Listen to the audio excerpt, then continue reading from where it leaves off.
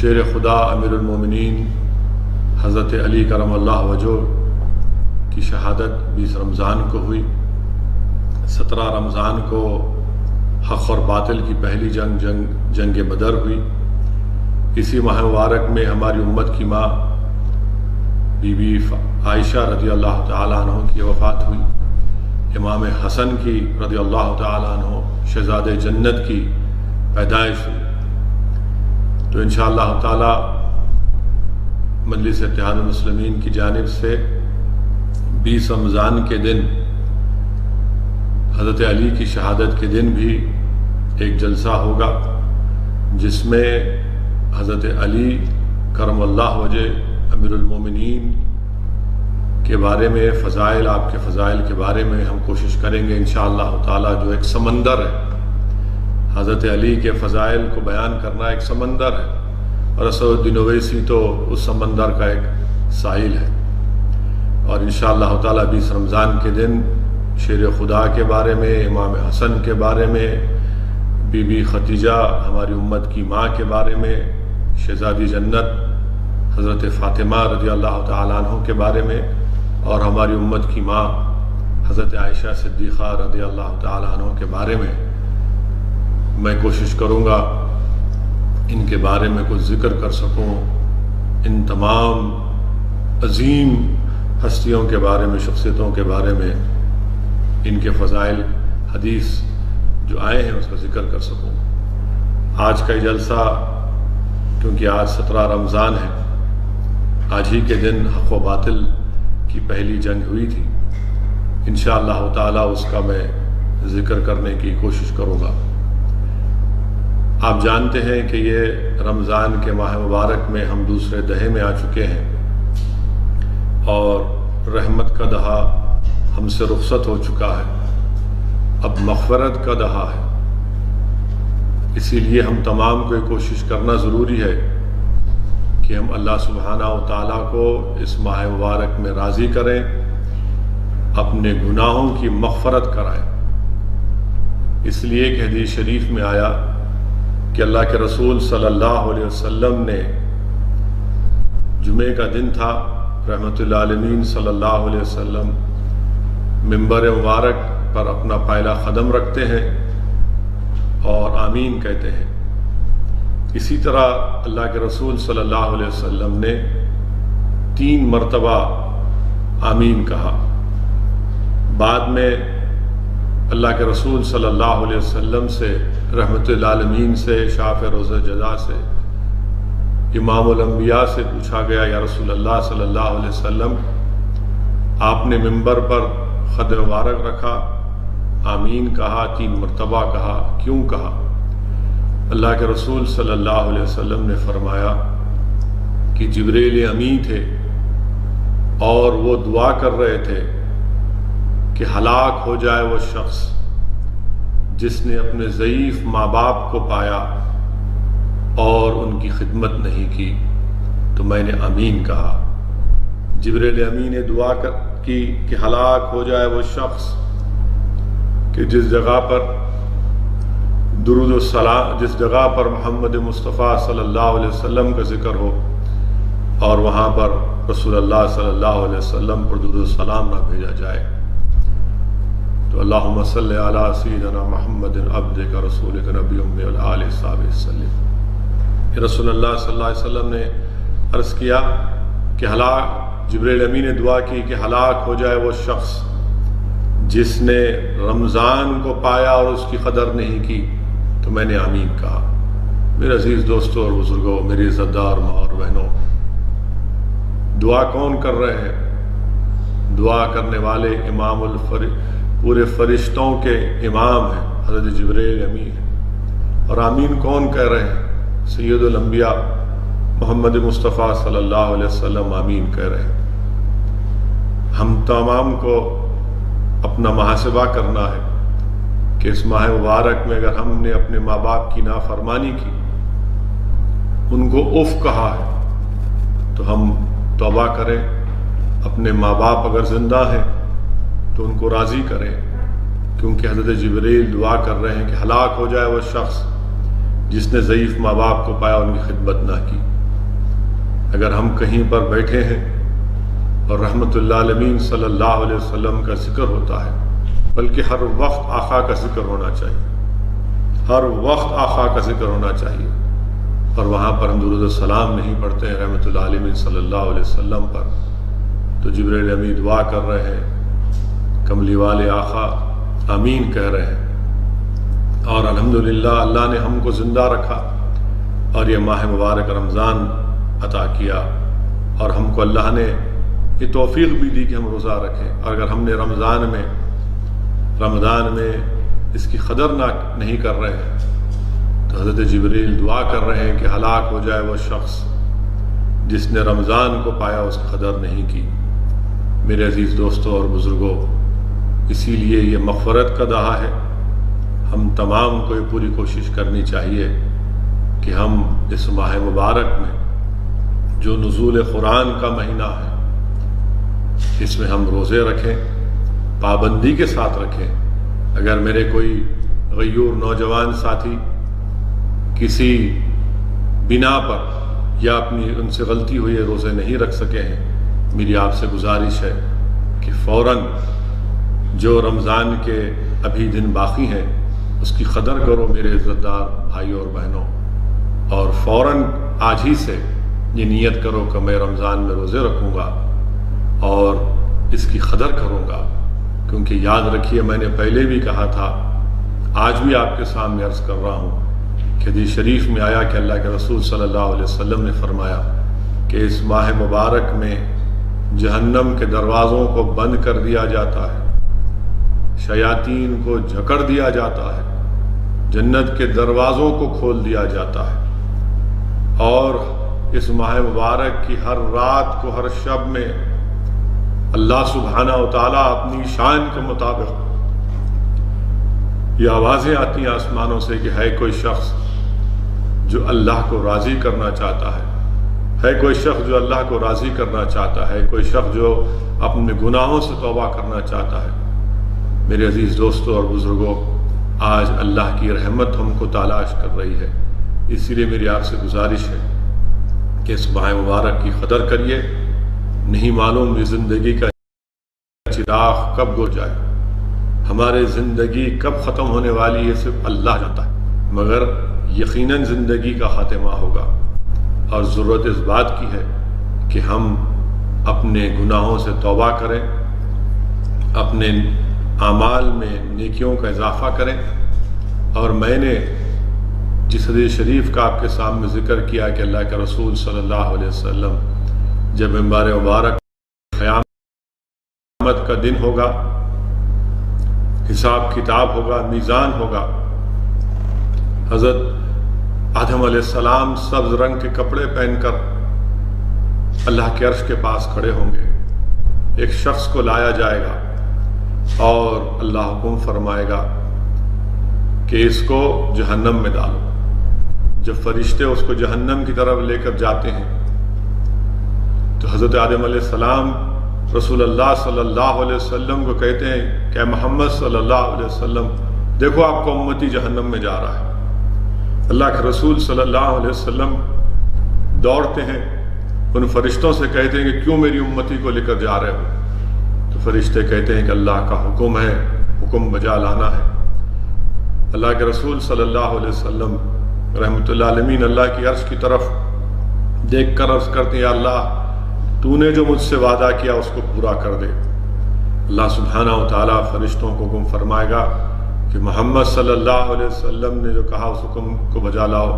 اس شخص کو روکا جائے گا اور اللہ فرمائے گا کہ میں اپنے حبیب کے پاس سے کاغذ کو نکالوں گا، اور اس چھوٹے سے کاغذ کو نکال کر اللہ اس شخص، گنہگار شخص کو جس کو اللہ نے حکم دے دیا تھا جہنم میں ڈالنے کا، اس کے میزان کے، اس کے اعمال کے ترازو میں رکھے گا، اور اچانک اس کے نیکیوں کا پلہ بھاری پڑے گا، اور اللہ فرمائے گا کہ لے کر جاؤ اس کو جنت میں۔ وہ شخص حیران حیران دیکھے گا اللہ کے رسول صلی اللہ علیہ وسلم کی طرف اور کہے گا کہ آپ کون ہیں؟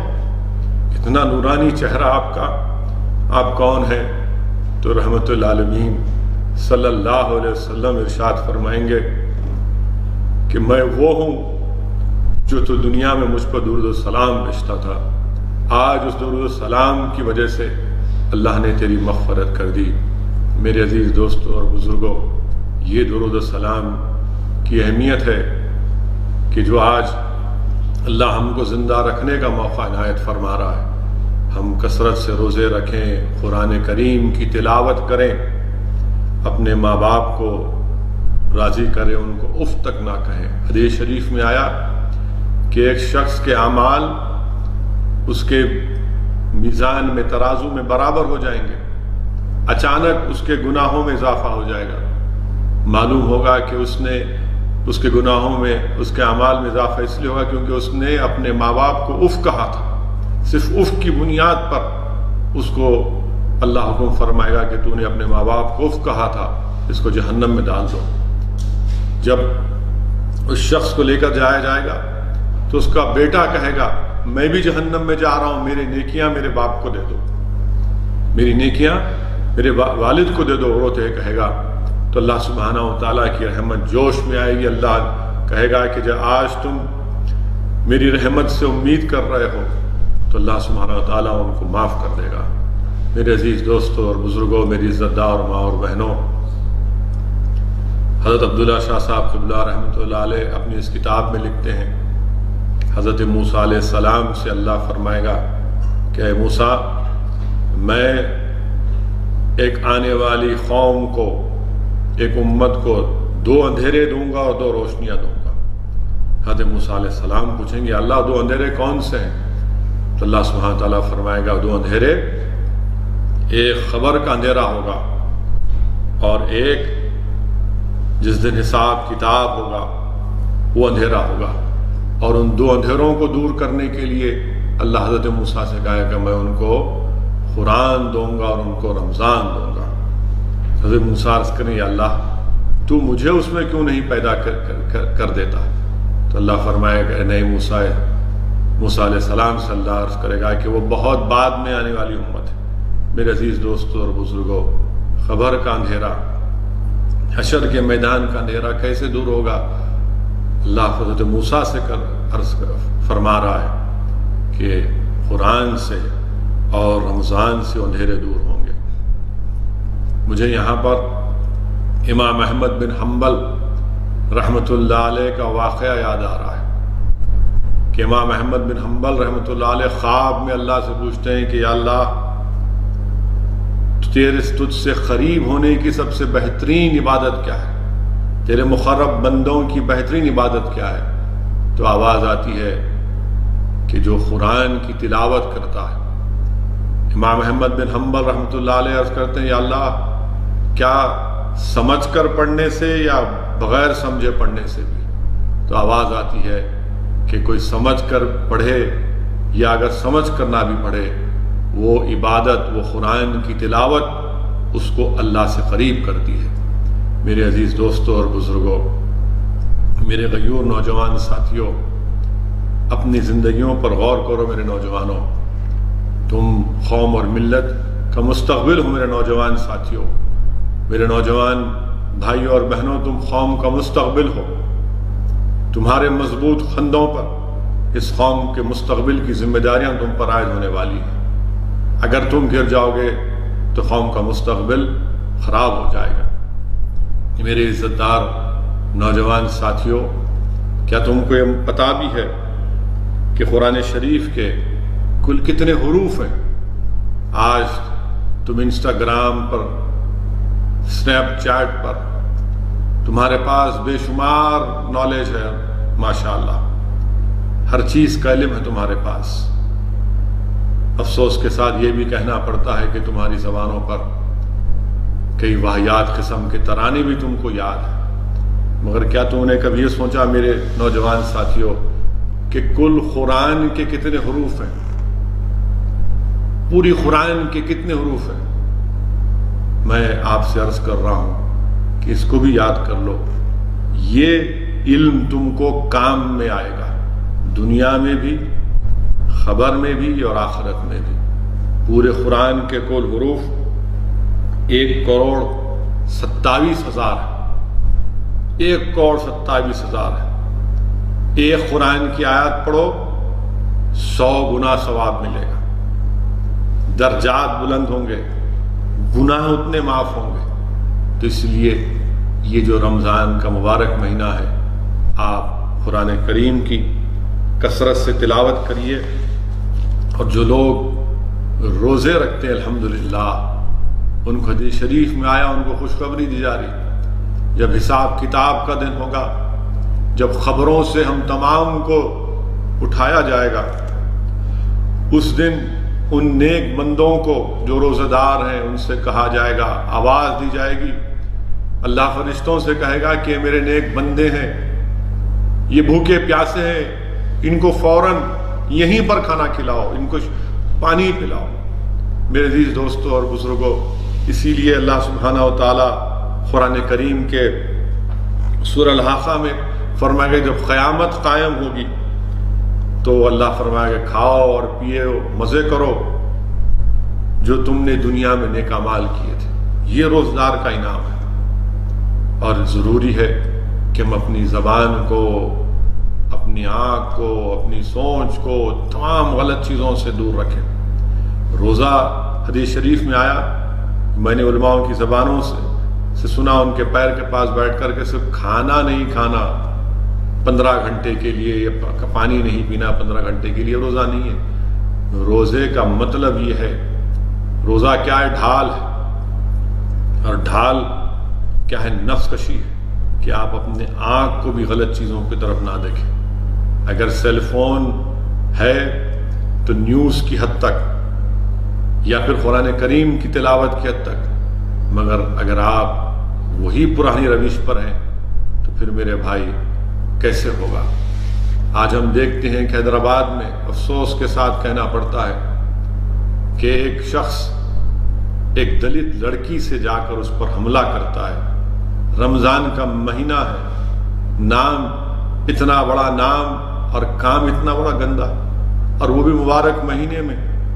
اس شخص کو اتنا بھی لحاظ خیال نہیں آیا کہ بھائی جس مہینے میں جہنم کے دروازوں کو بند کر دیا گیا، شیاطین کو جکڑ دیا گیا، جنت کے دروازے کھول دیے گئے ہیں، اللہ کی رحمت جوش میں ہے، مگر اس کے باوجود بھی یہ شخص ایک دلت لڑکی پر جا کر حملہ کرتا ہے۔ افسوس کی بات ہے، شرمندگی ہوتی ہے، کیا ایسی حرکت اس ماہ مبارک میں بھی ہو سکتی ہے؟ مجلس اتحاد المسلمین، ان لوگوں سے ہمارا کوئی تعلق ہے، نہ کبھی رہے گا۔ مجلس اتحاد المسلمین کے تعلق سے مخالفین کہتے ہیں کہ یہ کون ہے؟ ہمارا ان سے کوئی تعلق نہیں ہے۔ ہمارے رکن اسمبلی نے اس دلت خاندان کے ساتھ ان سے ملاقات کی اور اس کی مذمت کی، اور انشاءاللہ تعالی ہم پوری کوشش کریں گے کہ ہماری اس دلت بہن کو انصاف مل سکے۔ جو شخص اس طرح کی حرکت کرتا ہے یہ انسان کہلانے کی بھی لائق نہیں ہے۔ دوسری بات، اعظم پورہ حیدرآباد میں جو مسلمان کسی پیسوں کے اوپر لڑ کر ایک قتل کر دیے، چاقوں سے مار لیے۔ میرے عزیز دوستوں اور بزرگوں، کیسی زندگی تم گزار رہے ہو؟ شیطان کو جکڑ دیا گیا، مگر تمہاری فطرت میں جو شیطانیت باقی ہے وہ اس مبارک مہینے میں بھی تم شیطانیت پر اترتے ہو۔ افسوس کی بات ہے، افسوس کی بات ہے کہ دلت لڑکی پر اس پر حملہ کرنا، اس کو سیکشل اسالٹ کرنا، اور پھر دو لڑتے ہیں مسلمان پیسوں کے لیے۔ کہاں جا رہے ہو میرے بھائی؟ کیا جواب دو گے؟ ایک دن مرنا ہے، یاد رکھو۔ ہر چیز کا جواب دینا ہے اللہ کی بارگاہ میں۔ یہ افسوسناک واقعات ہم کو شرمندہ کرتے ہیں۔ میرے عزیز دوستوں اور بزرگوں، حدیث شریف میں آیا، حدیث قدسی ہے، اللہ کے رسول صلی اللہ علیہ وسلم نے فرمایا کہ اللہ فرماتا ہے جو بندہ میرے لیے روزہ رکھتا ہے میں اس کو تندرست رکھوں گا۔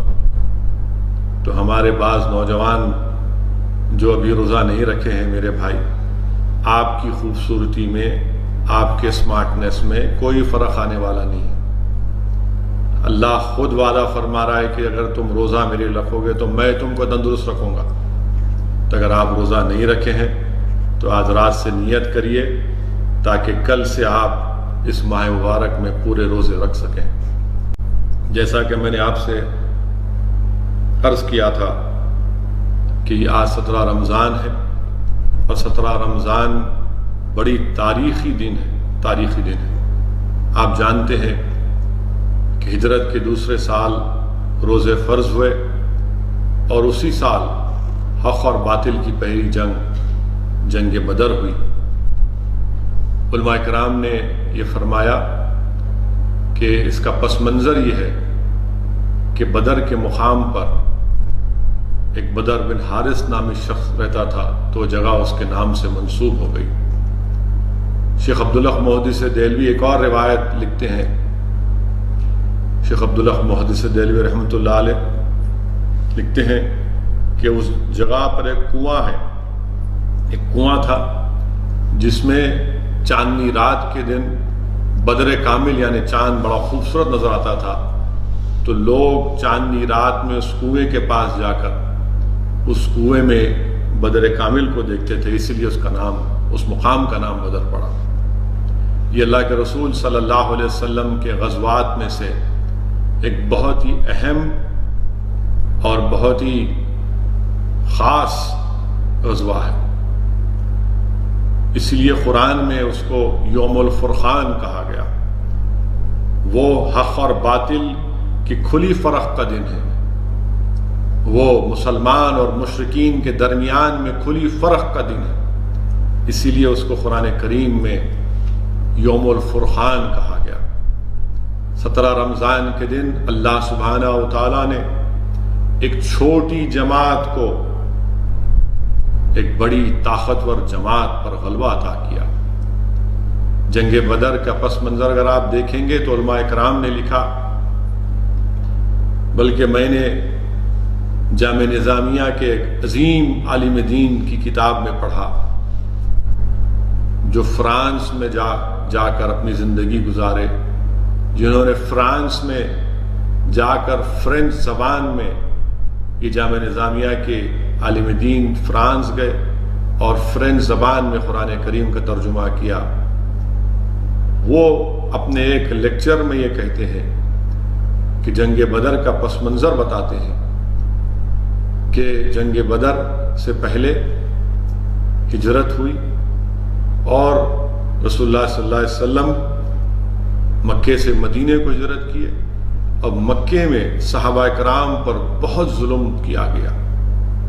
کئی واقعات ہیں، اگر ہم سیرت کی کتابوں میں پڑھیں گے کہ کیسے صدیق اکبر کو کعبے کے صحن میں آپ پر ظلم کیا گیا، کیسے صحابہ کرام پر حضرت بلال کو گرم ریت پر لٹا کر گرم پتھر رکھ دیے جاتے، کبھی حضرت بلال کے گلے میں رسی ڈال کر بچوں کے ہاتھ میں رسی دی جاتی، اللہ کے رسول صلی اللہ علیہ وسلم کو کیسی تکالیف دی گئی، صحابہ کرام کی جائیدادوں کو، ان کے مال کو، ان کے گھروں کو ضبط کر لیا گیا تھا، اور وہ جب ہجرت کر کے مدینہ شریف کو گئے تو اللہ کے رسول صلی اللہ علیہ وسلم نے مدینے میں ایک سلطنت کو قائم کیا۔ اللہ کے رسول صلی اللہ علیہ وسلم نے ایک سلطنت کو قائم کیا، اور تمام قبیلوں سے اللہ کے رسول صلی اللہ علیہ وسلم نے ان کو سمجھایا، سمجھوتے کیے، اور اس کے بعد اللہ کے رسول صلی اللہ علیہ وسلم رحمۃ اللہ علیہ نے کہا کہ مکے سے تجارت کا کام یمن کی طرف ہو سکتا ہے مگر شمال کی طرف نہیں، کہ جو تجارت کا مال مشرکین مکے سے لے کر جاتے تھے شام کی طرف، اللہ کے رسول صلی اللہ علیہ وسلم نے کہا کہ نہیں، یہ جو مدینے سے ہو کر راستہ جاتا ہے ہم آپ کو تجارت کا مال لے کر جانے نہیں دیں گے، کیونکہ اس کا پس منظر میں نے آپ کے سامنے بیان کیا۔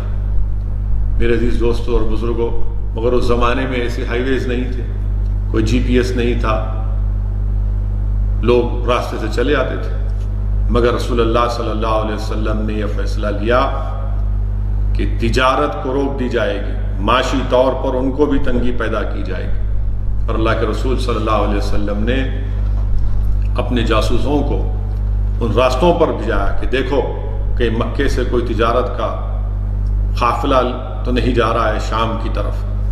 اللہ کے رسول صلی اللہ علیہ وسلم کو معلوم ہوا کہ کثیر سامان کے ساتھ ایک قافلہ جا چکا ہے اور وہ واپس مکے کو آ رہا ہے۔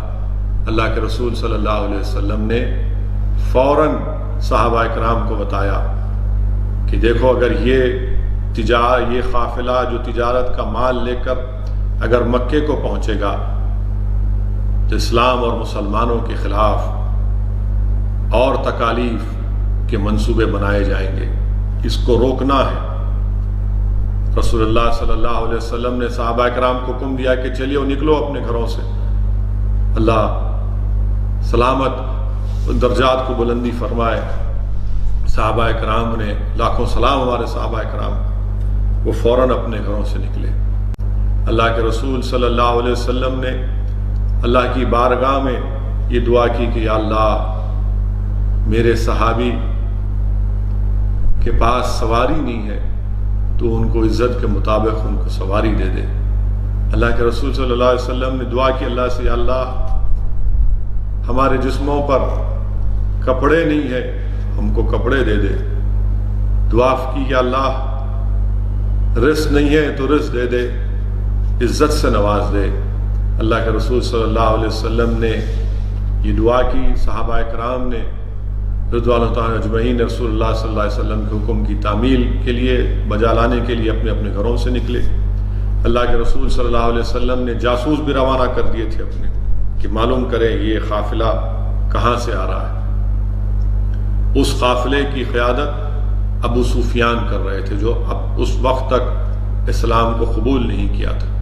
اللہ کے رسول صلی اللہ علیہ وسلم نے بدر سے آگے دو پہاڑیوں کے درمیان میں وہاں پر رکے تھے، اور پھر ابو سفیان کو بھی معلوم ہو گیا تھا کہ محمد صلی اللہ علیہ وسلم کے جاسوس ہمارا تعاقب کر رہے ہیں۔ وہ بدر کو پہنچنے سے پہلے اپنے قافلے کو روک کر بدر شہر میں آئے، اس کنویں کے پاس آئے اور آ کر لوگوں سے پوچھا کہ کیا یہاں پر محمد صلی اللہ علیہ وسلم یا ان کے ساتھی آئے ہیں؟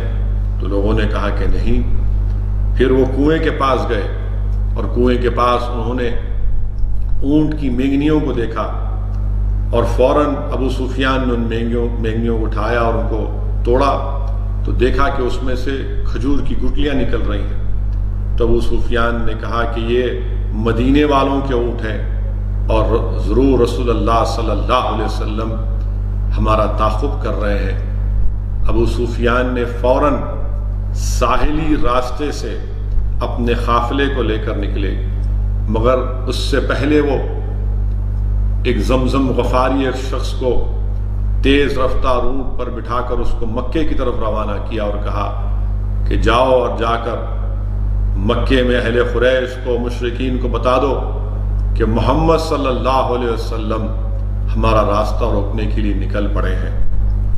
وہ زمزم غفاری تیز اونٹ پر نکلتا ہے مکے کی طرف، اور ابو سفیان جو اس وقت تک اسلام کو قبول نہیں کیے تھے وہ ساحلی راستے سے تیزی سے اپنے تجارت کے قافلے کو لے کر نکلتے ہیں۔ وہیں پر مکے میں حضرت عاتکہ رضی اللہ تعالیٰ عنہ، اللہ کے رسول صلی اللہ علیہ وسلم کی پھوپھی ہیں، وہ ایک خواب دیکھتی ہیں اور خواب میں یہ دیکھتی ہیں کہ اونٹ پر بیٹھ کر لوگ مکے کو آ رہے ہیں اور آ کر پکار کر کہہ رہے ہیں کہ اہل قریش، اے مشرکین، تیار ہو جاؤ کہ تمہاری تباہی اور بربادی کا دن آنے والا ہے۔ حضرت عاتکہ نے یہ خواب حضرت عباس کو سنایا۔ حضرت عباس نے یہ خواب ابو جہل کو سنایا تو ابو جہل ناراض ہوا اور ابو جہل پکار کر کہا کہ عباس، آپ کے خاندان میں آپ کے پاس محمد صلی اللہ علیہ وسلم نے نبوت کا دعویٰ کیا، اب کیا تمہاری عورتیں بھی نبوت کا دعویٰ پیش کریں گی؟ نعوذ باللہ۔ اور اس نے کہا اگر 3 دن کے اندر یہ خواب پورا نہیں ہوگا تو میں بنو ہاشم کو دروغہ جھوٹا قرار دوں گا۔ تو واقعات میں آئے کہ تیسرے دن زمزم غفاری مکے کو پہنچا، اور اس زمانے میں ایک خطرے کا سگنل یہ ہوتا تھا کہ کہ اگر کوئی شخص خطرے کا پیغام یا سگنل یا میسیج دیتا تو وہ کہتا کہ میرے اونٹ کے ناک اور کان کٹے ہوئے.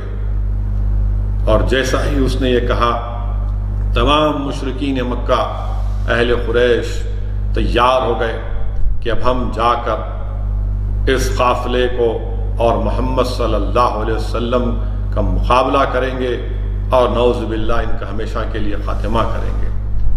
اور پوری شان و شوکت کے ساتھ تیاری ہوتی ہے، اسلحہ لیا جاتا ہے، باجا اور کھانے کا انتظام لے کر یہ مشرکین مکے سے نکلتے ہیں.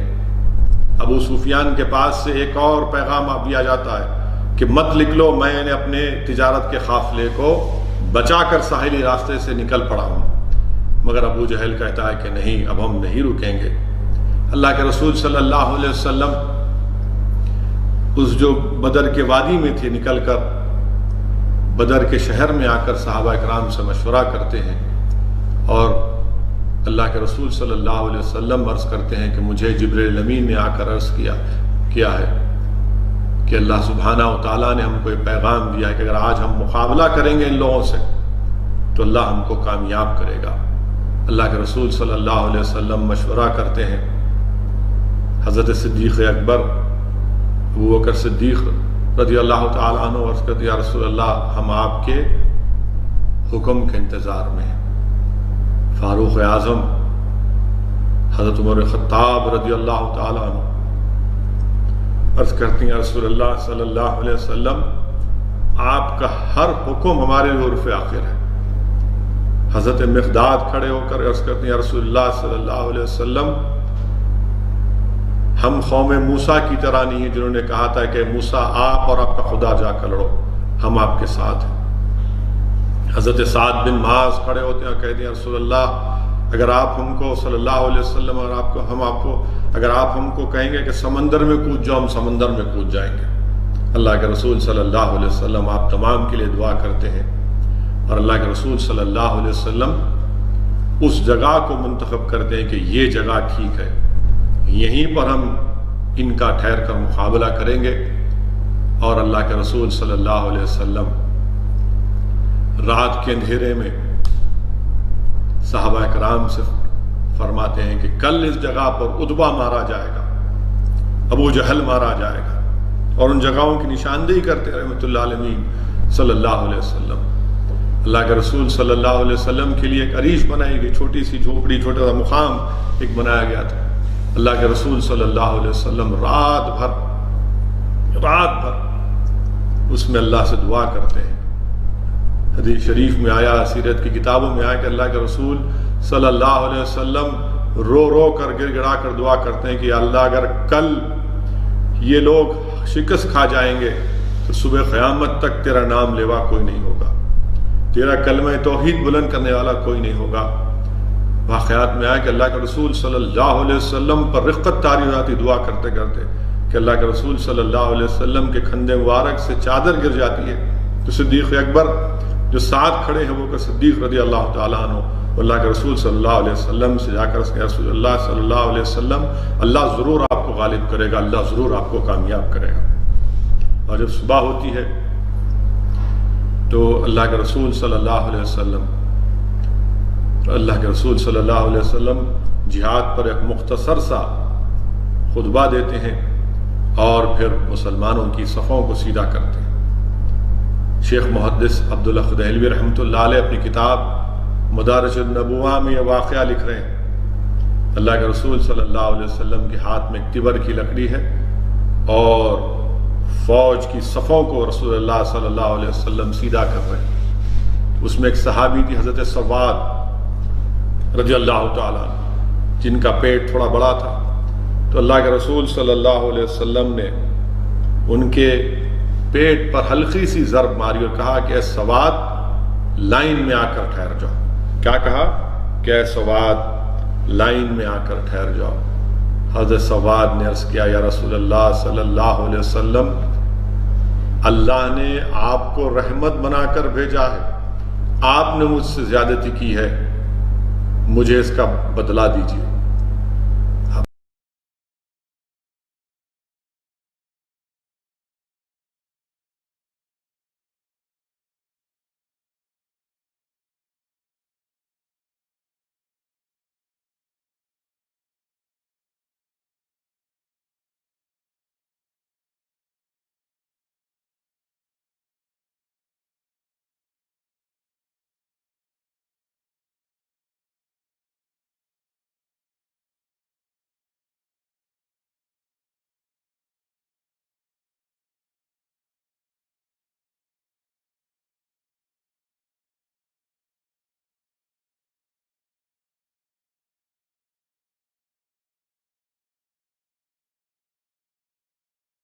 صلی اللہ علیہ وسلم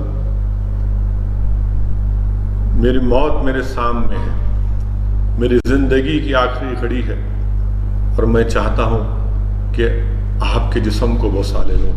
اللہ کے رسول صلی اللہ علیہ وسلم حضرت سواد کے لیے دعا فرماتے ہیں۔ میں جب کبھی بھی اس واقعے کو پڑھتا ہوں تو ایک عجیب کیفیت اور ایک عجیب محبت، یہ کیسی محبت صحابہ کرام رضی اللہ تعالیٰ کو اللہ کے رسول صلی اللہ علیہ وسلم سے تھی کہ کل جنگ ہونے والی ہے، اور اس عاشق رسول کو فکر اس بات کی کہ میں کیسے جا کر رحمت اللہ عالمین صلی اللہ علیہ وسلم کے جسم مبارک کو بوسہ لے لوں۔ میرے عزیز دوستوں اور بزرگوں، یہ دین ہم کو کسی کے محلوں سے چمن سے نہیں ملا، یاد رکھیے۔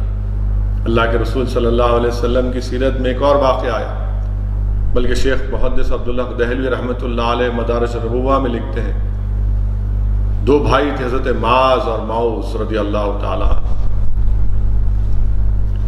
اللہ کے رسول صلی اللہ علیہ وسلم نے بڑے بھائی کو شامل کر لیا جہاد میں، فوج میں۔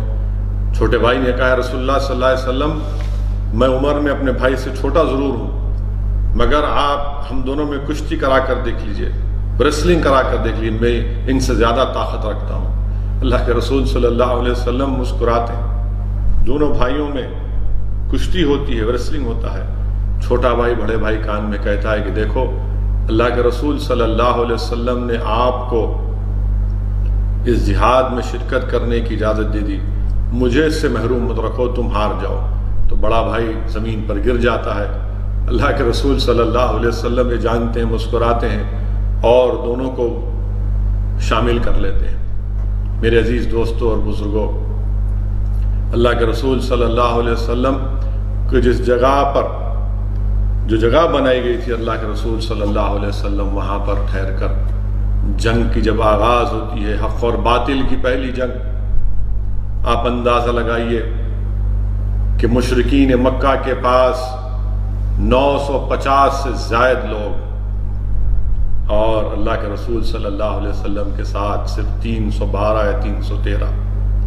آپ سوچئے میرے عزیز دوستوں، میری نوجوان ساتھیوں، میری ماں اور بہنوں، کہ اللہ کے رسول صلی اللہ علیہ وسلم کے ساتھ صرف 8 تلواریں، 10 اونٹ، 2 گھوڑے، اور مشرکین مکہ کے پاس 200 گھوڑے، 200 گھوڑے، ہر اعتبار سے طاقتور، یعنی ایک ایک دن ایک ایک اونٹ کو، یعنی 9 اونٹ کو ذبح کرتے تھے تاکہ اپنے فوج کو کھلایا جا سکے۔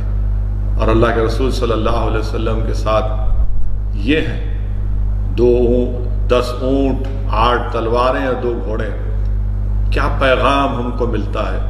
پیغام ہم کو یہ ملتا ہے کہ ہمارا جینا اور مرنا، باطل طاقتوں سے مقابلہ کرنا طاقت کے بلبوتے پہ نہیں، بلکہ اللہ کی قدرت پر عملی یقین کر کے ہوتا ہے۔ اور وہی نظارہ دنیا کو دکھایا گیا کہ کیسے اللہ سبحانہ و تعالیٰ پر ٹوٹ توکل کیا گیا۔ اللہ کے رسول صلی اللہ علیہ وسلم کی دعائیں کہ اللہ اگر آج یہ لوگ شکست کھا جائیں گے تو کل صبح قیامت تک تیرا کوئی نام لیوا نہیں ہوگا۔ قرآن کریم میں سورہ انفال کی آیت نمبر 9 آپ پڑھیے، جس کا ترجمہ علماء کرام، محدثین اور علماء نے کیا کہ اللہ فرما رہا ہے کہ ہم نے مسلمانوں کی تعداد کو مشرکین کو کم دکھایا اور مشرکین کو مسلمانوں کی تعداد کم دکھائی۔ علماء کرام نے تفسیر میں کہا کہ اللہ یہ چاہتا تھا کہ مسلمانوں کے دل و دماغ میں مشرکین کا، ان کی تعداد اس لیے کم دکھائی کہ ان کے دلوں میں ان کا خوف نہ پیدا ہو، اور مشرکین کو مسلمانوں کی تعداد اس لیے کم دکھائی تاکہ مکمل طور پر مسلمانوں کی صفوں میں آ جائیں اور اس کے بعد ان کا خاتمہ ہو سکے۔ سورہ بقرہ میں ایک اور اللہ کی مدد کا ذکر، جس کا علماء کرام نے ذکر کیا کہ اللہ سبحانہ و تعالیٰ نے مسلمانوں کی تعداد مشرکین کو زیادہ دکھائی اور ان کا ڈر اس میں پیدا کیا۔ سورہ انفال کی آیت میں ایک اور جگہ پر اللہ سبحانہ و تعالیٰ قرآن میں ذکر کر رہا ہے کہ اللہ نے ملائکہ فرشتوں کو نازل کر کے مسلمانوں کی تائید کی، مسلمانوں کو اس جنگ میں کامیاب کیا۔ پھر سورہ انفال میں ایک اور جگہ پر اللہ سبحانہ رسول اللہ صلی اللہ علیہ وسلم نے جنگ بدر میں جب اپنے ہاتھوں میں کنکریاں اٹھا کر مشرکین مکہ کی طرف پھینکتے تھے اور کہتے تھے رحمت اللہ علیہ زبان مبارک سے کہ شاہت الجو شاہت الجو شاہت الجو، تو اللہ سبحانہ و تعالیٰ فرما رہے ہیں کہ میرے حبیب وہ آپ نہیں ہم پھینک رہے تھے۔ میرے عزیز دوستوں اور بزرگوں، اللہ سبحانہ و تعالیٰ نے ایک اور مدد کی مسلمانوں کی کہ بارش کو نازل کیا، بارش کو نازل کیا۔ میرے عزیز دوستوں اور بزرگوں، یہی دو معصوم حضرت معاذ رضی اللہ تعالیٰ عنہ، واقعات میں آیا، سیرت کی کتابوں میں آیا کہ ان دو بھائیوں نے پوری جنگ میں دیکھ رہے تھے کہ کہاں ہے ابو جہل، کہاں ہے ابو جہل، اور وہ بڑے اپنے ساتھیوں کے درمیان میں جنگ میں تھا۔ دونوں بھائی گھس کر حضرت معاذ ابو جہل کی پنڈلی پر ایک وار مارتے ہیں اور اس کو زخمی کر دیتے ہیں۔ ابو جہل کا بیٹا بھی حضرت معاذ پر حملہ کرتا ہے، وہ زخمی ہو جاتے ہیں۔ ابو جہل پر زخم ہوتا ہے، گر جاتا ہے، اور پھر رسول اللہ واقعات میں یہ بھی آیا کہ حضرت معاذ رضی اللہ تعالیٰ عنہ کا ایک بازو اس حملے میں زخمی ہو جاتا ہے، بری طرح زخمی ہو جاتا ہے، اتنا زخمی ہو جاتا ہے کہ وہ لٹکتے رہتا ہے۔ شیخ عبداللہ محدث دہلوی رحمۃ اللہ علیہ اپنی کتاب مدارج النبوہ میں لکھتے ہیں، شفا شریف کی کتاب قاضی ایاز کی، کہ اللہ کے رسول صلی اللہ علیہ وسلم کے پاس جب دونوں بھائی جا کر عرض کرتے ہیں یا رسول اللہ صلی اللہ علیہ وسلم، ہم نے ابو جہل کو مارا ہے، ہم نے ابو جہل پر وار کیا ہے۔ اللہ کے رسول صلی اللہ علیہ وسلم حضرت معاذ کے کھندے کے زخم کو دیکھتے ہیں تو اللہ کے رسول صلی اللہ علیہ وسلم اپنا لاب دہن اس کھندے پر لگاتے ہیں اور وہ کھندا ایسا ہو جاتا ہے جیسا اس پر کوئی زخم ہی نہیں آیا تھا۔ سیرت کی کتابوں میں آیا کہ حضرت معاذ رضی اللہ تعالیٰ عنہ اللہ کے رسول صلی اللہ علیہ وسلم کے مبارک لاب دہن لگانے سے آپ کا زخم بھر جاتا ہے، آپ کا بازو پہلے سے زیادہ مضبوط ہوتا ہے، اور آپ عثمان غنی ذوالنورین رضی اللہ تعالیٰ عنہ کی خلافت تک زندہ رہتے ہیں۔ میرے عزیز دوستوں اور بزرگوں، واقعات میں آیا کہ حضرت عکاشہ رضی اللہ تعالیٰ عنہ، حضرت عکاشہ رضی اللہ تعالیٰ عنہ اللہ کے رسول صلی اللہ علیہ وسلم کے پاس دوڑتے آتے ہیں، کہتے ہیں رسول اللہ صلی اللہ علیہ وسلم میری تلوار ٹوٹ گئی۔ اللہ کے رسول صلی اللہ علیہ وسلم حضرت عکاشہ کو ایک لکڑی پھینکتے ہیں، جاؤ اس سے مقابلہ کرو۔ میرے عزیز دوستوں، میری عزت دار اور ماں اور بہنوں، اللہ کے رسول صلی اللہ علیہ وسلم سے کتنی محبت تھی کہ لکڑی دی جا رہی ہے اور یہ نہیں پوچھ رہے کہ یا رسول اللہ صلی اللہ علیہ وسلم لکڑی سے محبت ہے، بے انتہا محبت، اور دوڑتے ہیں۔ حضرت عکاشہ جب اس کو استعمال کرتے ہیں تو تلوار بن جاتی ہے، سفید تلوار جس کو اون انہوں نے نام رکھا۔ حضرت عکاشہ اس سے لڑتے رہے۔ میرے عزیز دوستوں اور بزرگوں، یہیں پر ہم کو یہ بھی معلوم ہوتا ہے حضرت بلال رضی اللہ تعالیٰ عنہ، وہ ظالم عمیر بن خلف جو آپ پر ظلم ڈھاتا تھا، حضرت بلال اس کا بھی تعاقب کرتے ہیں اور اس سے کہتے ہیں کہ تو مجھ کو تکالیف دیتا تھا، آج میں تجھ کو بخشوں گا نہیں۔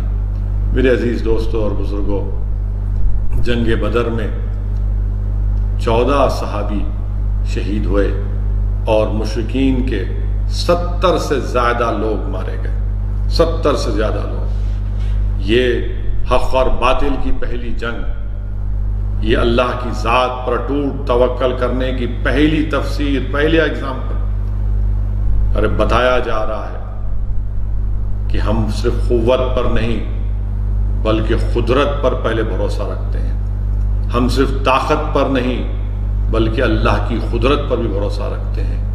میرے عزیز دوستوں اور بزرگوں، میرے غیور نوجوان ساتھیوں، جب تک جذبہ شہادت زندہ تھا ہمارے سروں پر عزت کے تاج رکھے جاتے تھے، اور جب سے ہمارے دلوں سے دنیا کی محبت، موت کا ڈر پیدا ہو گیا، وہن جس کو حدیث شریف میں اللہ کے رسول صلی اللہ علیہ وسلم نے فرمایا، ذلت اور رسوائی ہمارا مقدر بنتے جا رہی۔ میرے غیور نوجوان ساتھیوں، ہم میں بہترین سائنسدان تھے، ہم میں بہترین میتھمیٹیشین تھے، ہم ساری دنیا کا حساب کرتے تھے، آج دنیا ہمارا حساب کر رہی ہے۔ ہم میں بہترین طبیب ڈاکٹرز تھے، ہم دنیا کا علاج کرتے تھے، آج ہمارا علاج کرنے کے لیے اسپتال کے لوگ تیار نہیں ہیں۔ اس لیے ہم صرف مسلمان ہیں، ہمارے جسموں پر کپڑے نہیں ہیں، ہم دنیا کے اترے ہوئے کپڑے پہننے پر مجبور ہیں۔ جب قرآن نے ہم کو ایک بہترین امت قرار دیا تو پھر آخر یہ رسوائی کیوں، یہ کمزوری کیوں، یہ بے عزتی کیوں؟ یہ اس لیے میرے عزیز دوستوں اور بزرگوں کہ ہم نے اپنے منصب کو بھلا دیا۔ اپنے منصب کو یاد رکھو اور ہمیشہ اللہ کی ذات پر بھروسہ کرو۔ کوئی تعجب کی بات نہیں ہے کہ اللہ سبحانہ و تعالیٰ دوبارہ فرشتوں کو نازل کر کے ہماری مدد کرے۔ یقیناً میں جانتا ہوں مصائب اور مشکلات میں ہم ڈوبے ہوئے ہیں۔ میں جانتا ہوں کہ نفرت کی دیواریں بلکہ نفرت کے سمندر میں ہم اپنے آپ کو اکیلا پاتے ہیں۔ وطن عزیز میں، بھارت میں اتنی نفرت مسلمانوں کے تعلق سے پیدا کر دی گئی کہ اس نفرت کے سمندر میں ایک طوفان ہے اور ہم ایک کشتی میں سوار ہیں، اور ان نفرت کے سمندروں میں، ان لہروں کا، ان آندھیوں کا ہم کو مقابلہ کرنا ہے۔ مگر میرے عزیز دوستوں، میری عزتدار اور ماں اور بہنوں، جنگ بدر سے ہم کو پیغام ملتا ہے کہ طاقت، قوت، تعداد پر نہیں بلکہ اللہ کی ذات پر اٹوٹ بھروسہ کرنا، قدرت پر کامل یقین رکھنا۔ انشاءاللہ تعالی اللہ ہم کو ان تمام مصائب سے، ان مشکلات سے اللہ ہم کو چھٹکارا دلائے گا۔ میرے عزیز دوستوں اور بزرگوں، آئے دن ہم دیکھتے ہیں کہ ہمارے وطن عزیز میں ایسے ایسے واقعات ہوتے ہیں، افسوس کے ساتھ مجھے کہنا پڑتا ہے کہ دلی میں جامعہ ملیہ یونیورسٹی کی ہماری ایک بچی کو، صفورہ زرگر کو، حاملہ ہے 4 مہینے کی، اس کو اریسٹ کر لیا گیا۔ ایک اور لڑکی کو اریسٹ کر لیا گیا، اور کیا سیکشن لگایا گیا؟ ان لافل ایکٹیویٹیز پریونشن ایکٹ کے سیکشن لگائے گئے۔ کیا جرم ہے ان کا؟ کیا جرم ہے کہ ایک حاملہ بچی کو جیل میں ڈال دیے؟ ہم پوچھنا چاہتے ہیں وزیر اعظم سے، ہوم منسٹر سے کہ یہ کیا ہو رہا ہے؟ ایک حاملہ لڑکی کو گرفتار کرنا، اسٹوڈنٹس کو گرفتار کرنا، ان پر UAPA لگانا، اور UAPA کا کون سا سیکشن؟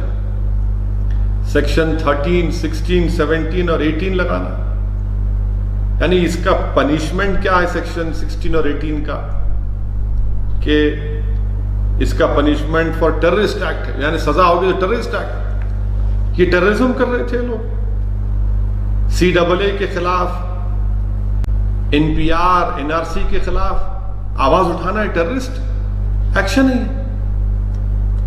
عجیب بات ہے۔ اور پھر سیکشن 13 لگانا، ان لافل ایکٹیویٹی، احتجاج کرنا ان لافل ایکٹیویٹی کب سے ہو گیا؟ اور UAPA کا ایکٹ لگانا، اور یہ سیکشن 16 اور 18 کہاں سے آیا؟ میں ہمیشہ UAPA کے خلاف آواز اٹھاتا رہا ہوں۔ جب ہم UPA کی تائید کر رہے تھے اس وقت بھی اس کی مخالفت میں ووٹ دیا تھا۔ اب 2019 میں جب اس میں ترمیم کی گئی، اس وقت بھی ہم نے اور امتیاز جلیل MP نے مخالفت کی۔ آپ اندازہ لگائیے کہ سیکشن 16 اور 18 کو پوٹا کے، اس میں پوٹا کا جو ایکٹ تھا اس میں ڈال دیا گیا۔ اور پھر آپ سوچئے کہ یہ UAPA کتنا ایک ظلم ہے، اتنا انکانسٹیٹیوشنل، اتنا گندہ قسم کا قانون ہے کہ اس کا سیکشن 43D دیکھیے، بیل پروویژن کا، یہ ایگزیکٹ ریپلیکا ہے سیکشن 49 سب سیکشن 7 پوٹا کا۔ اور کیا کہتا ہے کہ اس میں بیل مل ہی نہیں سکتی آپ، امپاسبل ہے، امپاسبل ہے۔ کیوں امپاسبل ہے؟ کیونکہ یہ کہتا ہے کہ جب تک کورٹ پبلک پروسیکیوٹر کو نہ سن لے، مجسٹریٹ بیل نہیں دے گا۔ اور پھر چارج شیٹ کو دیکھنے کے بعد تو جو ایکیوزڈ ہے یعنی صفورہ زرگر کو جو 3 مہینے کی حاملہ ہے یہ بچی، اس کو اپنا انوسنس دکھانا پڑے گا بیل کے لیے، یعنی پہلے دکھانا پڑے گا، یہ تو ٹرائل میں ہوتا ہے، مگر اس کو اور دوسری جو لڑکی کو پکڑا گیا ہے اور دیگر لوگوں کو، ان کو بیل کی ہیئرنگ میں اپنا انوسنس دکھانا پڑے گا، یعنی ٹرائل شروع ہونے سے پہلے بیل ملنے کے لیے، یعنی یہ پریزمپشن آف انوسنس ہے ہی نہیں اس میں، اسی لیے گندا قانون یہ یو اے پی اے میں ان بچوں کو ڈالا گیا۔ اب آپ دیکھیے کہ اس میں کیا لکھتی ہے ایف آئی آر میں، دلی پولیس لکھتی ہے پری میڈیٹیٹڈ کانسپریسی۔ کون سی کانسپریسی؟ کہاں کی کانسپریسی ہے؟ اور پھر اسی لیے یہ ایک طریقے سے صرف مسلمانوں کے اوپر یو اے پی اے کا استعمال کرنا، یہ ہم وزیر اعظم سے اور ہوم منسٹر صاحب سے پوچھنا چاہتے ہیں کہ یو اے پی اے کا صرف مسلمانوں پر، دلتوں پر، آدی واسیوں پر، جو جس کسی حکومت کے خلاف رہیں گے ان کے خلاف کب تک استعمال ہو؟ ہم وزیر اعظم سے پوچھنا چاہتے ہیں کہ ان لوگوں پر یو اے پی اے استعمال نہیں ہوگا۔ چلیے یو اے پی اے چھوڑ کے ان کو گرفتار بھی نہیں کریں گے جنہوں نے کہا تھا کہ دیش کے غداروں کو گولی مارو، ان کو کچھ نہیں بولا جائے گا، اور 3 مہینے کی حاملہ بچی کو you a P a terrorist act لگا دیا گیا۔ جو بیان دیے کہ دیش کے غداروں کو گولی مارو، وہ آج آرام سے بیٹھے ہوئے ہیں، اور یہ اس لڑکی کو جو 3 مہینے کی حاملہ ہے اس کی کیریکٹر اسیسینیشن کیا جا رہا ہے۔ آپ بتائیے، ظفر الاسلام صاحب جو دلی کے مائنورٹیز کمیشن کے چیئرمین ہیں، ان کے اوپر سیڈیشن کا کیس، ارے آخر کے کہاں جائے گا یہ؟ انہوں نے جو ٹویٹ کیا تھا اس میں انہوں نے خود کہا کہ اس ملک کے موجودہ کووڈ کی وجہ سے میں اس کو واپس لیتا ہوں، مگر جو بنیادی بات انہوں نے کہی تھی اس پر کون سا سیڈیشن لگائیں گے آپ؟ کہاں سے لگائیں گے؟ آپ اندازہ لگائیے کہ کس طریقے سے قانون کو استعمال کیا جا رہا ہے۔ جو لوگ دلی کے فسادات میں گھر کو جلائے، جن کی وجہ سے موت ہوئی، کچھ نہیں ہوگا ان لوگوں کو، آج آرام سے گھوم رہے ہیں کہ دلی کے، میں نے اس وقت ہی پارلیمنٹ میں جب دلی کے فسادات پر بحث ہوئی تھی، ہوم منسٹر کے بیان کے بعد میں نے پارلیمنٹ سے باہر نکل کر جس خدشے کا اظہار کیا تھا کہ انصاف نہیں ہوگا مسلمانوں کو دلی کے فسادات میں، یہ ایک جنوسائیڈ تھا، پروگرام تھا، اور وہ صحیح ثابت ہو رہا۔ آج صفورہ زرگر کے اوپر، وہ بچی کے اوپر اس طرح کا یو اے پی اے کے سیکشنز کو استعمال کرنا، اس سے کیا انصاف ہونے والا ہے؟ کیا سی ڈبل اے کا پروٹیسٹ میں حصہ لینا، N P R N R C کے حصہ لینا، کوئی کون سا یہ یو اے پی اے لگا دیں گے آپ ان کے اوپر؟ افسوسناک بات ہے، بڑی افسوسناک بات ہے۔ میں اس کی مذمت کرتا ہوں اور حکومت سے مطالبہ کرتے ہیں کہ اس کو فوراً واپس لیا جائے۔ تیسری اہم بات کہ ہمارے وطن عزیز میں کووڈ وائرس کی وجہ سے لاک ڈاؤن چل رہا ہے، لاک ڈاؤن چل رہا ہے، مارچ میں شروع ہوا، اب لاک ڈاؤن چل رہا ہے۔ تلنگانہ میں 29 مئی تک لاک ڈاؤن رہنے والا ہے۔ میں شروع دن سے کہہ رہا ہوں، میں نے اس پر آرٹیکل بھی لکھا، قانون دانوں سے مشورہ کر کے، کہ یہ لاک ڈاؤن انکانسٹیٹیوشنل ہے۔ آپ national disaster management act, epidemic act کے تحت گورنمنٹ آف انڈیا پورے ملک میں لاک ڈاؤن نہیں ڈال سکتی، یہ فیڈرلزم کے خلاف ہے، یہ اسٹیٹ سبجیکٹ ہے۔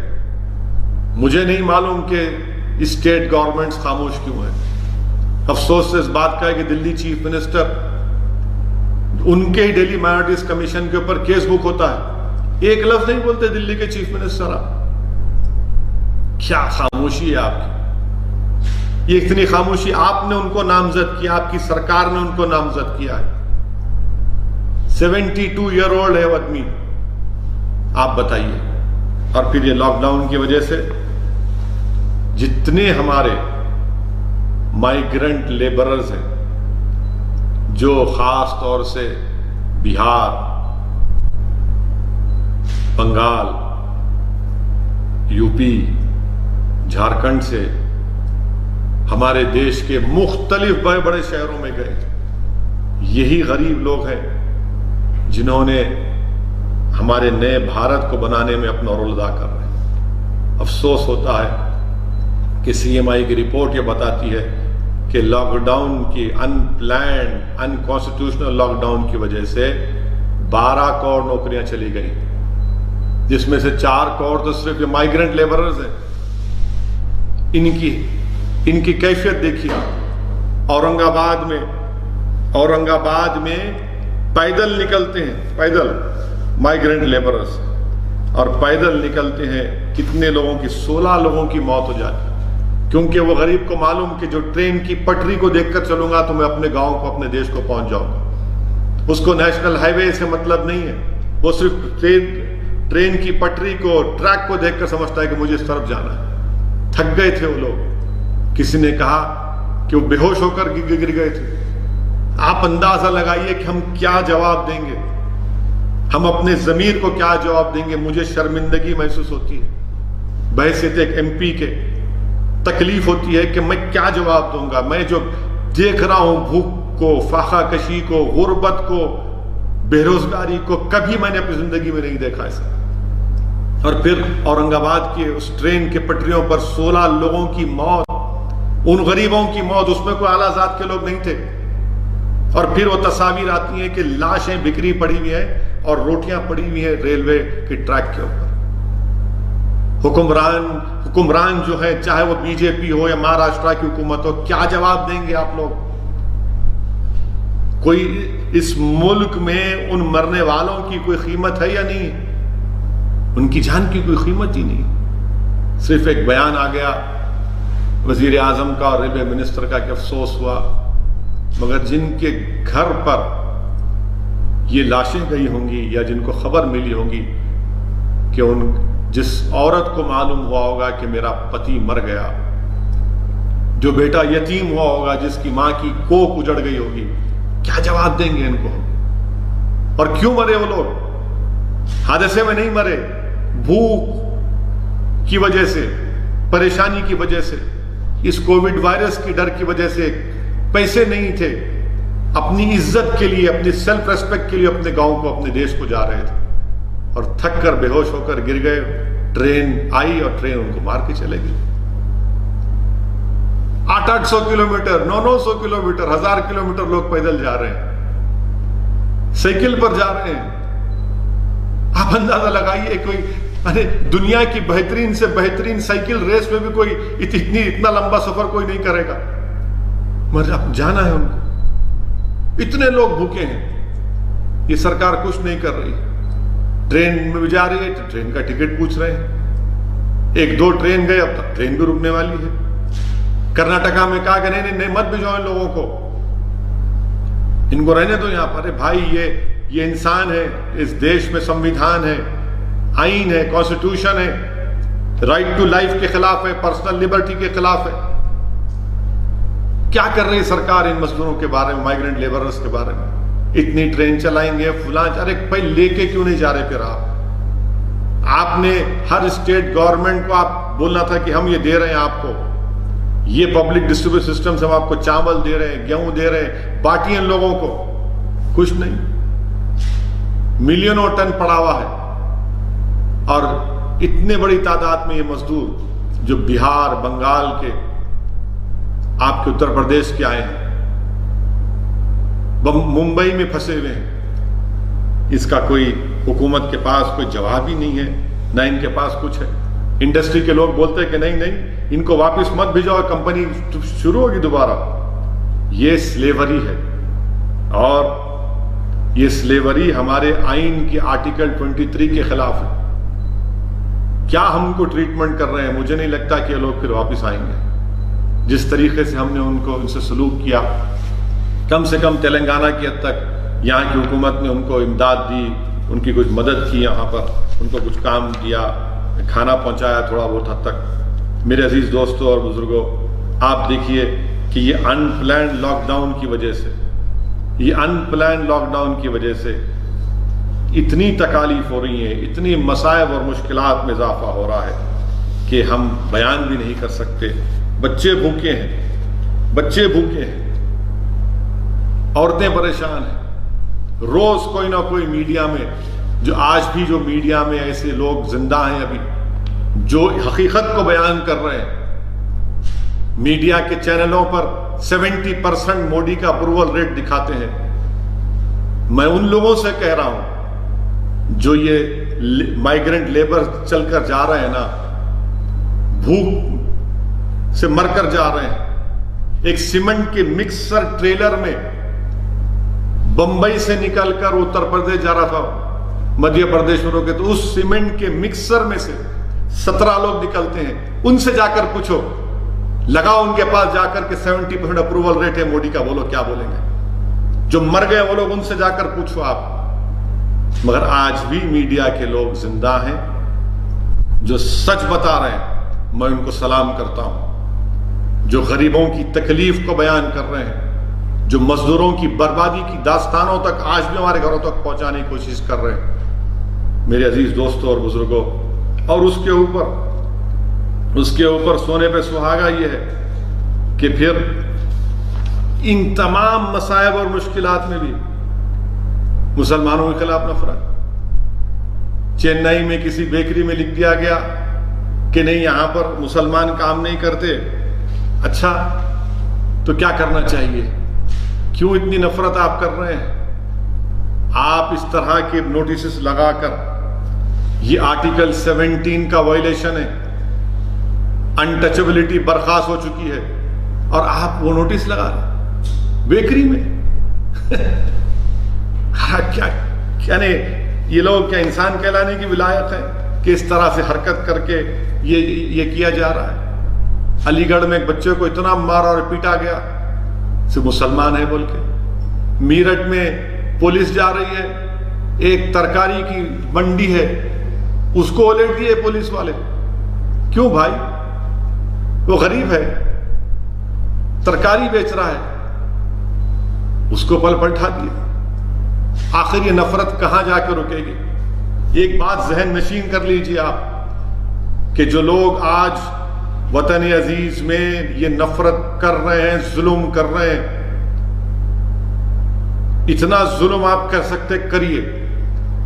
ہم بھی دیکھنا چاہ رہے ہیں، اور دنیا دیکھ رہی ہے آپ کی حیوانیت کو، دنیا دیکھ رہی ہے کہ آپ کے ظلم کو دنیا دیکھ رہے، ہم بھی دیکھ رہے ہیں۔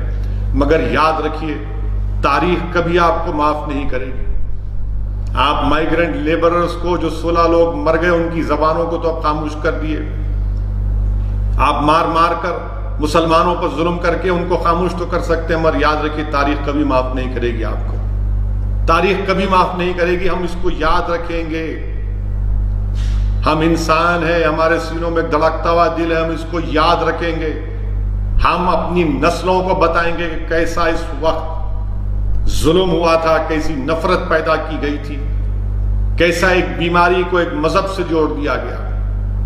میرے عزیز دوستوں اور بزرگوں، یہ ہمارے ملک کے لیے ٹھیک نہیں ہے، ہرگز ٹھیک نہیں۔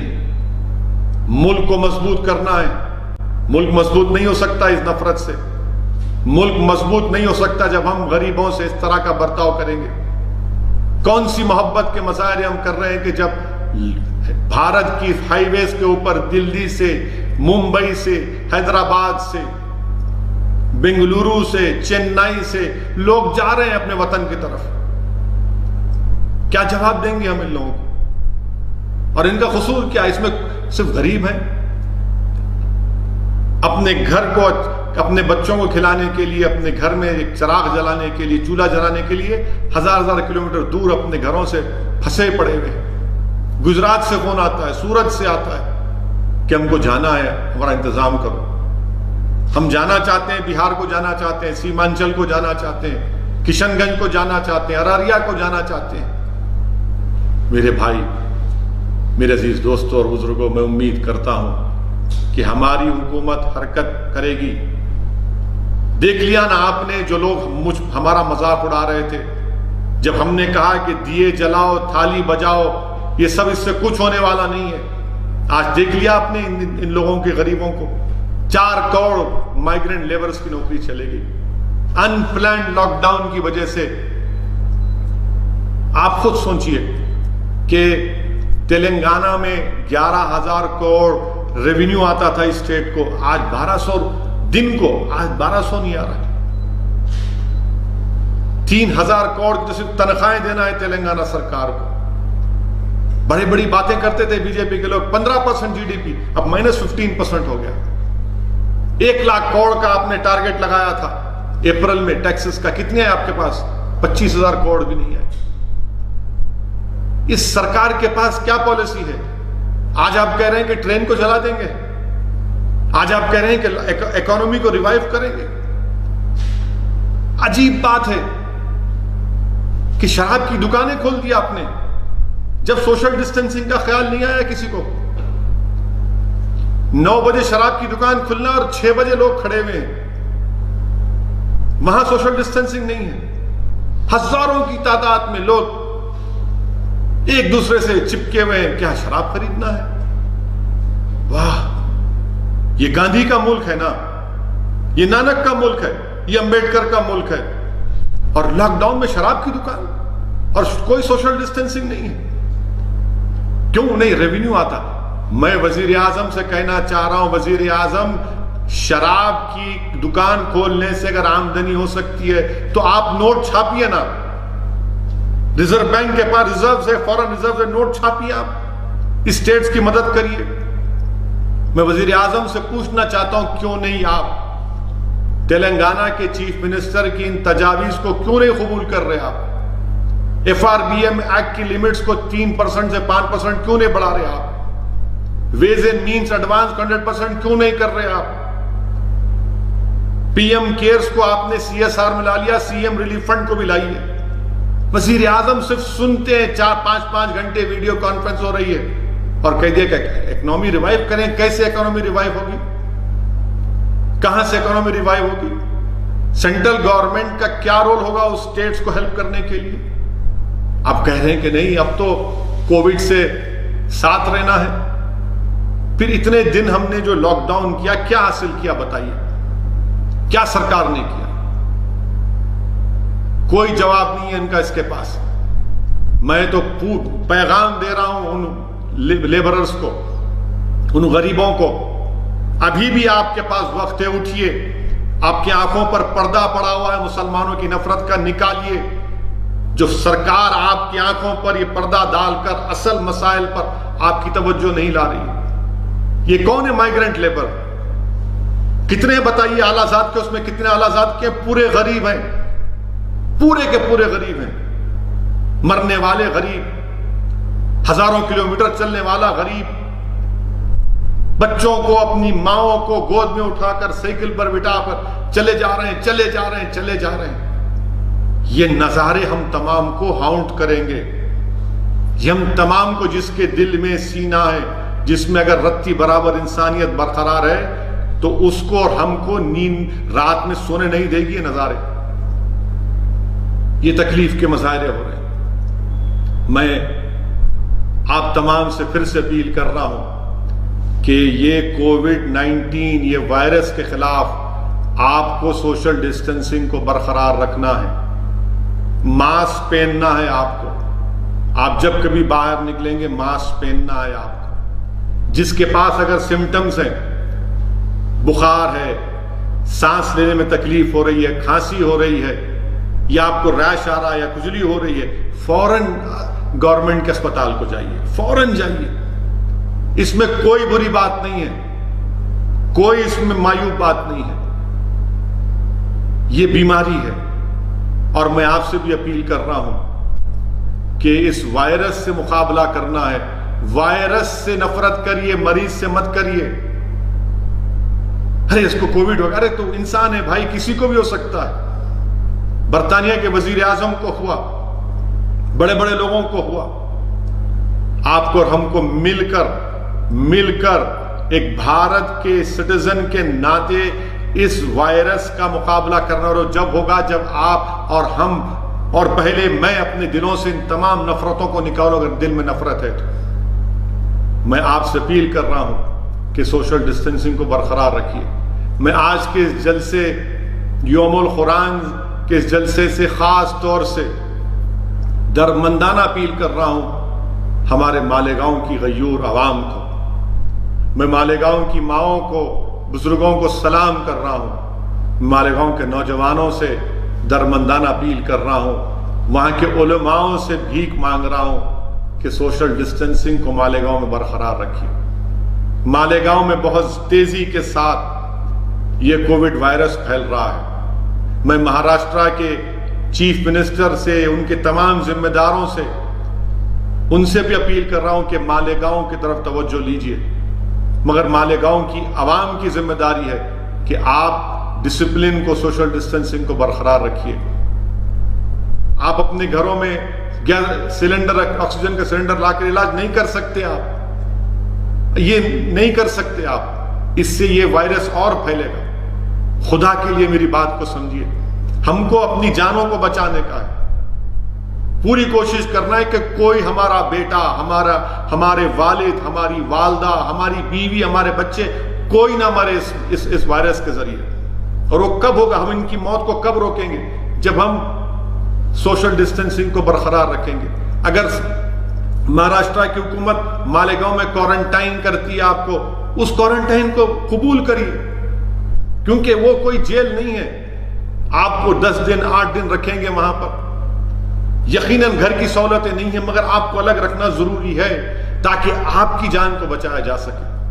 میں اس جلسے سے اپنے مالیگاؤں کی عوام سے اپیل کر رہا ہوں. میں بھی مالیگاؤں میں کئی مرتبہ آیا اور انشاءاللہ اللہ نے حیات رکھی تو دوبارہ تمہارے درمیان میں آؤں گا. اور انشاءاللہ تعالیٰ دوبارہ وہ ماحول بحال ہوگا مالیگاؤں کا. وہ کھانے کی گلیاں دوبارہ بحال ہوں گی انشاءاللہ تعالیٰ. میں تمہارے گھر پر آ کر میں اپنی ماؤں سے تمہارے پاس کا جو رواج ہے، تمہارے ہاتھ سے انشاءاللہ گلاس کا دودھ پیوں گا. مگر اس ماحول کو بحال کرنے کے لیے آج میری آپ سے اپیل ہے کہ آپ سوشل ڈسٹینسنگ کو برقرار رکھیے، ڈسپلن کو رکھیے. غیر ضروری اپنے گھر سے مت نکلیے.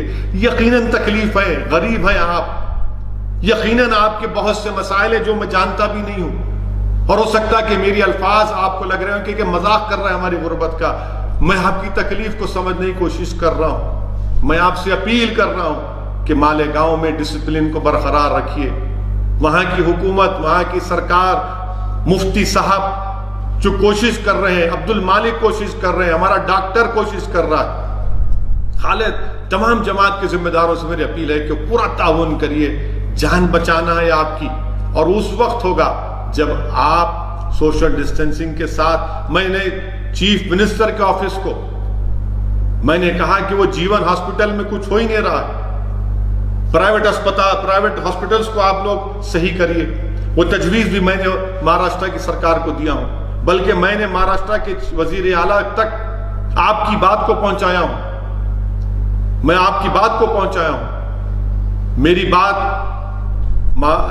حکومت کے ایک ایم پی سنجے راؤت نے مجھ سے بات کی تھی. میں نے کہا کہ آپ مالیگاؤں میں یہ چیزیں کرنا ہے. انہوں نے مجھ سے کہا کہ اویسی صاحب کچھ کریے. میں نے فوراً مفتی صاحب سے بات کرائی. میں دعا کرتا ہوں کہ مالیگاؤں میں جو لوگ بیمار ہیں، اللہ رسول اللہ صلی اللہ علیہ وسلم کے صدقے طفیل میں آپ تمام کو شفا دے دیں. اللہ ہم تمام کی جانوں کو بچائے. مگر آپ کے تعاون کی ضرورت ہے. آپ کے تعاون کی ضرورت ہے. ہم بھی فکر مند ہیں، ہم بھی دعا کر رہے ہیں، ہم بھی کوشش کر رہے ہیں.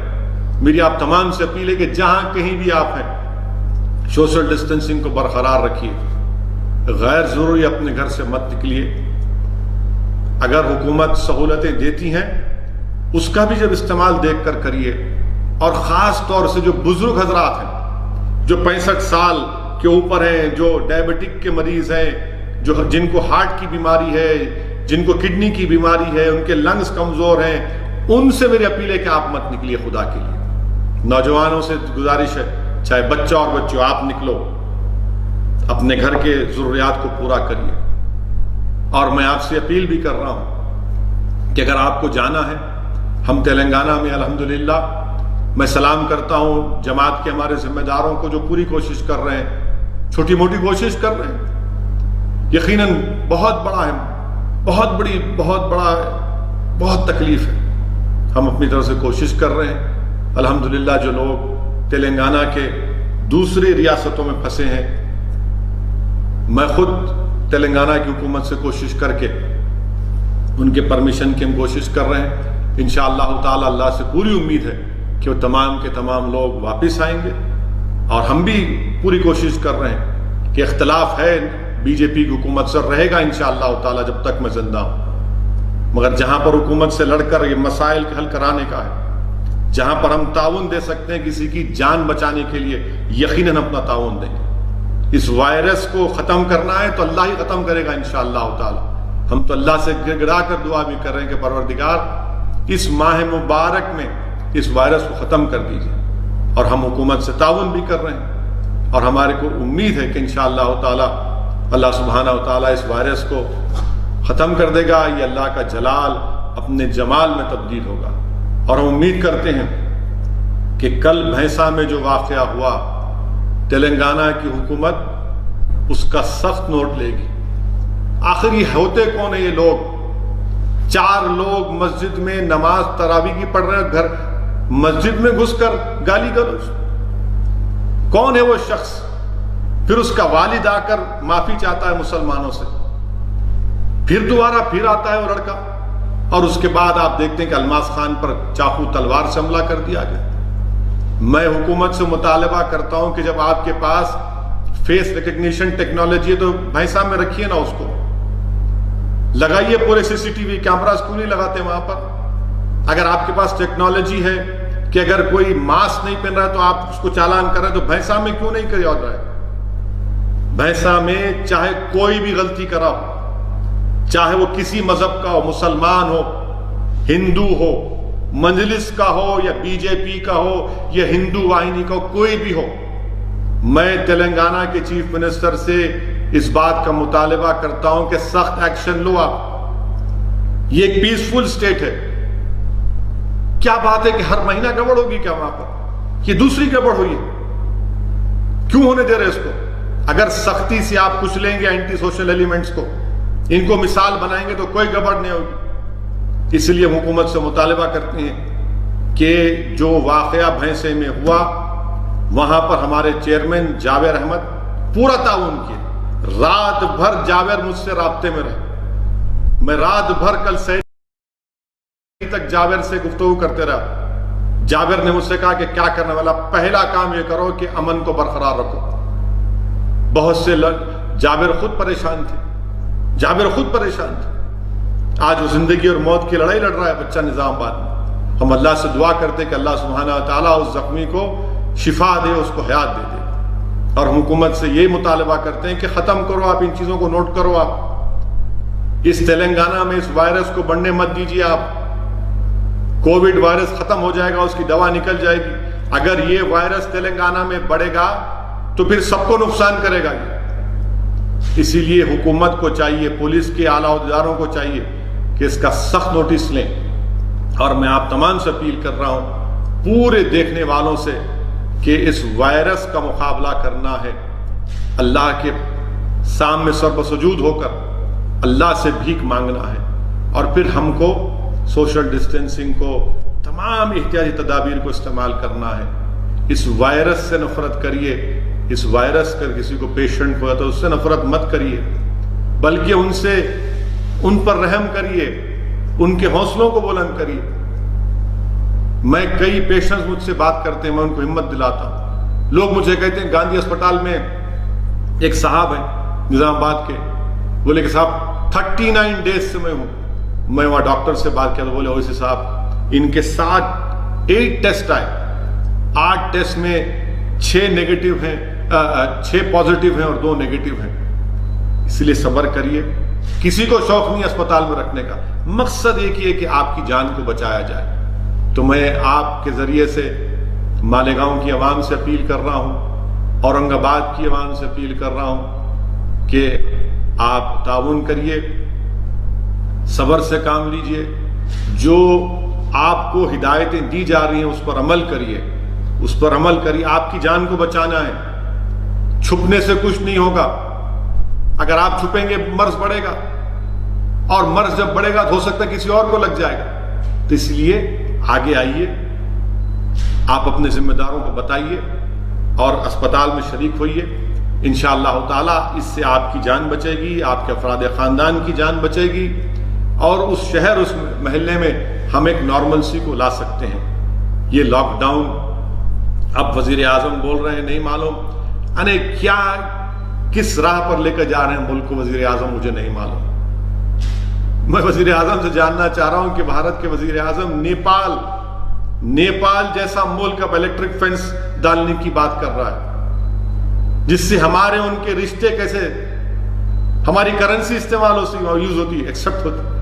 آج وہ نیپال کہہ رہا ہے کہ نہیں، ہم بارڈر ایشو پر بحث کر رہے ہیں ہم سے۔ کیا فارن پالیسی ہے؟ سکھم میں ہمارے چین سے سپاہیوں سے مدبھیڑ کیا ہو رہا ہے؟ آپ نے کہا تھا وزیر اعظم پارلیمنٹ میں، آپ کے منسٹر نے کہا تھا کہ اگست 2 کو کہا تھا کہ اب کوئی ٹیررسٹ ایکشن، کوئی ایکٹیویٹی نہیں ہوگی کشمیر میں۔ ایک کرنل کی شہادت ہو گئی، ایک میجر کی موت ہو گئی، سپاہیوں کی موت ہو رہی ہے۔ کون جواب دے گا اس کا؟ آپ نے کہا 370 غائب، مگر وہاں پر کیا ہو رہا ہے؟ بہرحال عزیزان ملت، انشاءاللہ تعالی یہ چند چیزیں تھیں جو میں چاہتا تھا کہ آپ کے ذریعے آپ تک اپنی بات کو پہنچاؤں۔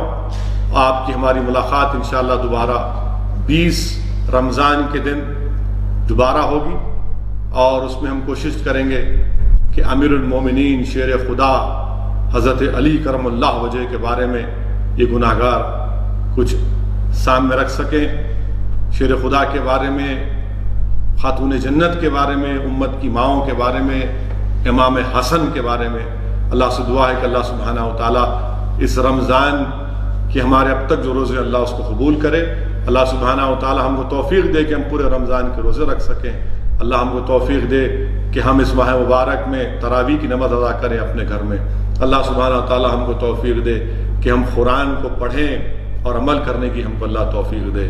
اللہ ہم کو توفیق دے کہ اس ماہ مبارک میں ہم شب بیداری کریں، تہجد کی نماز پڑھ سکیں۔ اللہ ہم کو توفیق دے، ان دولت مندوں کو اللہ توفیق دے کہ جو آج جو غریب بھوکے ہیں، جو پیاسے ہیں، جن کے پاس کھانا نہیں ہے، اللہ ہم کو توفیق دے کہ ہم ان غریبوں تک کھانا پہنچا سکے، ان کی پیٹ کی آگ کو بجھا سکیں، تاکہ اگر ہم آج ان غریبوں کی مدد کریں گے تو اللہ سبحانہ و تعالی ہماری دین اور دنیا میں ہم کو کامیابی دے گا۔ اللہ ہم تمام کو توفیق دے کہ ہم غریبوں کی مدد کر سکیں، جو آج اس لاک ڈاؤن کی وجہ سے اتنی بھوک ہے، اتنی فاقہ کشی ہے کہ میں اس کا بیان بھی نہیں کر سکتا۔ ہم اللہ سے دعا کرتے ہیں کہ اللہ آپ رزاق، ہم کیا کر سکتے ہیں پروردگار، آپ رزاق ہیں اللہ، آپ نبی کریم صلی اللہ علیہ وسلم کے صدقے طفیل میں ان غریبوں کو کھانا پہنچا دیجئے اللہ ہم کو بھی توفیق دیجئے کہ ہم اور کریں، اور جو لوگ کر رہے ہیں اللہ ان کی اس کو قبول کریے، ان کی اس امداد کو، ان کے اس صدقات کو اللہ سبحانہ تعالیٰ قبول فریے۔ اللہ آپ اور توفیق دیجئے دنیا کے دولت مندوں کو کہ وہ غریبوں کو کھانا کھلا سکیں، ان کی مدد کر سکیں۔ اللہ اس حالات کو تبدیل کر دیجئے۔ اللہ سے دعا ہے کہ اللہ اس حالات کو تبدیل کر دیجئے۔ اللہ ساری دنیا سے اس وبا کو، اس وائرس کو اٹھا لے۔ اللہ وطن عزیز میں امن کو بحال کر دیجئے۔ اللہ اس بھارت کی سرزمین پر تجھے واسطہ ہے اپنے حبیب محمد مصطفیٰ صلی اللہ علیہ وسلم کا، اللہ یہاں پر اس وائرس کا خاتمہ کر دیجئے۔ اللہ یہاں پر امن کی فضاؤں کو اور مضبوط کر دیجئے۔ اللہ نفرتوں کے اس طوفان کا خاتمہ کر دیجئے۔ اللہ نفرتوں کے طوفان کا خاتمہ کر دیجئے۔ پروردگار جس طرح آپ نے شیاطین کو زنجیروں میں جکڑ دیا، اللہ ابو جہل، ابو لہب، وقت کے نمرود اور فرعونوں کو بھی اللہ ان کو کمزور کر دیجئے، ان کو ختم کر دیجئے۔ پروردگار یہاں پر امن کو قائم کر دیجئے۔ اللہ ہمارے ملک میں اس وائرس کا خاتمہ کر دیجئے۔ یا اللہ رمضان کا مہینہ ہے پروردگار، اللہ غریب پریشان ہے، غریب بھوکے ہیں، یا اللہ ہر گھر پریشان ہے پروردگار، اپنا رحم کر دیجئے۔ اللہ آپ رحمان اور رحیم ہیں، آپ رحم کر دیجئے۔ اللہ ہم تمام کی دعاؤں کو قبول کرے۔ وآخر الدعوانا الحمدللہ رب العالمین۔